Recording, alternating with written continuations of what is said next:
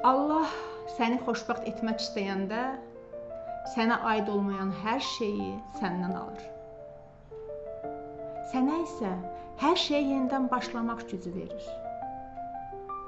Bəzi günlər dağı yerindən oynadacaq qədər güclü olursan. Bəzən isə yataqdan qalxmağa halın olmur. Həyatında olan insanlar gedir və sən anlamırsan, niyə, nə oldu? O bilir. Sənin olmadığın anda onların sənin haqqında nə danışdığını. O bilir. Əslində kimin kim olduğunu. Və sən bütün sualların cavabını başqalarının sözlərində yox, qəlbindən gələn sözdə tapırsan. Faydasızların sənin qapına gəlməsinə Allah izin vermir.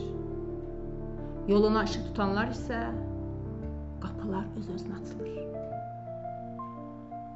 Olan hər şey sənin faydanadır və olan hər şey üçün çox şükür.